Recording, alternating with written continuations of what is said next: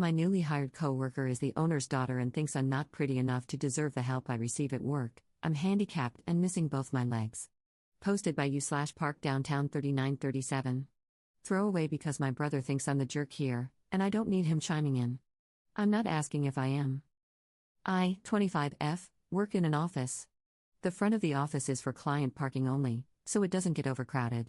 The back of the office has our employee parking. The front has 3 handicap parking spots, but the back has none. Technically, it meets whatever requirements it has too. I lost both of my legs from the knees down in a terrible accident as a teen. I had to relearn how to walk, deal with constant pain, and can't go long distances. Carrying anything heavy is also a big challenge. I've made it work with my prosthetics and occasionally use a wheelchair if my stumps really ache. That said, I never wear skirts or shorts. I don't like the stares, the questions, or the unsolicited advice. When I started working at my job, I asked if I would be parking out front, but my office instead gave me a reserved parking spot next to the back door. They even hung a little sign marking it as reserved. After working there for a while, I suggested to management that they add a handicap spot or 2 in the back, but they declined, saying there wasn't a need for it because I had my reserved spot. I figured they would reserve another spot for anyone else who needed it, just like they had a temporary reservation area for any pregnant coworkers. Last week was rough. One of my legs had splintered, it's the best word I have to describe it, after a bit of a fumble on my part. So I had no choice but to use the wheelchair until I could get my replacement. Since I dislike being legless, it makes me very self-conscious. I still wore my prosthetics. I pulled into the back parking lot to see my spot taken by a pretty little car. I'm a sucker for green. The front parking was also full, so all that was left was the parking in the way back. Instead, I just turned around, pulled into the front client parking area, parked, hung up my placard, and went inside. I immediately found my boss and explained about my leg, the parking situation, and what I had done. He wasn't pleased that someone had taken my spot and told me to just get to work while he looked into it. Around lunchtime, he found me and explained that it was the owner's kid. She had just started working here and didn't know about the parking. He said she wouldn't be parked there again tomorrow. Cool, just a newbie in a mix-up. The next day rolls around, and that pretty little car is back where it doesn't belong. I do the same thing as the day before, and my boss looks frustrated. He heads off to have a chat. At some point, my boss comes back to me with a stack of paperwork. He tells me that the new girl is kicking up a fuss about the parking spot and trying to threaten him because, you know who my dad is, right? So he's done with it. Instead of taking it up the ladder and fighting against her to get the boss man to see reason, he's submitting paperwork to HR about the lack of handicap parking in the back. Since I started working here, HR and our accessibility department have changed hands, and he knows there are a few people there who are very accommodating. I filled out the paperwork, and he took it from there.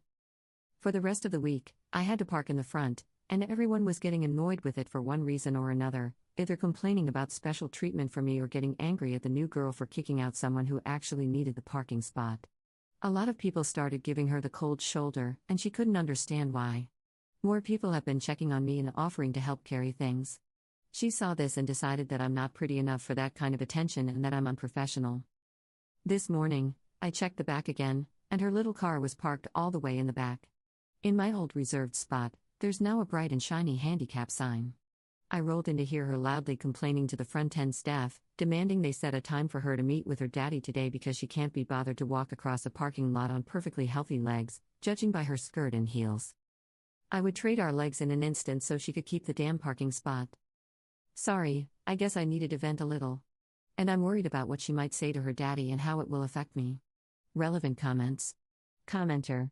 Someone can correct me if I'm wrong, but aren't businesses required to have at least one handicapped spot? Anyways, screw your brother for saying you're the jerk. If anyone is, it's the owner's kid and your brother. Commenter 2. The last time I checked, you needed one handicap accessible spot for every 25 parking spots. So if you have 100 spots, 4 must be handicap accessible. If you have 76 spots, 4 must be handicap accessible. Update 1 day later. I appreciated the kind words about my annoying little rant yesterday. My brother can be pretty hard to deal with, as he has a very difficult time understanding others. Maybe he didn't get enough hugs as a kid, who knows? I know not a lot of people are looking for an update, but it felt nice to have a few people on my side. That said, nothing really happened yesterday. It wasn't until I was home from work that things started to pick up. My boss called after hours. He never does this, and strongly suggested that I wear a skirt to work tomorrow and then leave early for an appointment, with time off that he had approved. When pressed, he said he really couldn't go into details because my reactions would reveal too much. I asked if there was any way to get out of wearing the skirt, and he suggested bringing a blanket to drape over my legs. My boss has never asked me for anything like this before, but I had the feeling it was to drive home a point. So, against my own feelings, I wore the skirt and went into work today. I placed the blanket over my legs in my office and worked until I was called in for a surprise meeting with my boss, the owner, and HR. My boss gave me a pointed look at my legs before we entered the meeting, so I put the blanket on the back of my wheelchair. The owner looked absolutely annoyed to be there, borderline angry, and stood up to say something but seemed to freeze. I could hear his teeth click as he shut his mouth. He went to stare out the window while we, HR, my boss, and I discussed his daughter's actions and words. Apparently, a few people had submitted complaints about her on my behalf. The owner asked only one question the entire time: "How long have you been? Well, when did you lose your legs?" I answered and offered proof, but my boss said it was already on file for my accommodations and could be checked there. The owner stormed out after that. HR thanked me for my time and sent me back to my office. By noon, I was leaving, and the owner's daughter was packing up her space, crying while her father stood over her with the darkest expression I had ever seen on him. He frustrates easily but hardly ever yells. I can count on one hand how many times he has. He was shouting at her the entire time she packed. I just rolled by as quietly as I could because I didn't want to get sucked in. My boss texted me that the owner had approved me to work from home as needed and that I would be getting a pay raise outside of the usual annual raise and bonuses. He also said that the owner would be making his daughter apologize. This turned out better than I had thought it would. Thank you, everyone, for listening. Relevant comments. Commenter. I couldn't understand why the daughter still kicked up a fuss when Op showed up in a wheelchair. Did the entitled brat think that Op just had a wheelchair sitting around because she spent her free time panhandling? And how did Op get a handicap placard?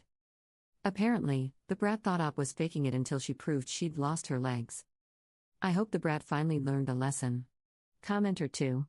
She's probably one of those people who believes that if a wheelchair user is ever capable of walking, they don't actually need the wheelchair and aren't really disabled. Commenter 3. I mean, he probably believed whatever his little angel was telling him at first. Judging by his asking how long it had been since Op lost their legs, she probably spun a tale about someone taking advantage of her or bullying her because she's new or some nonsense.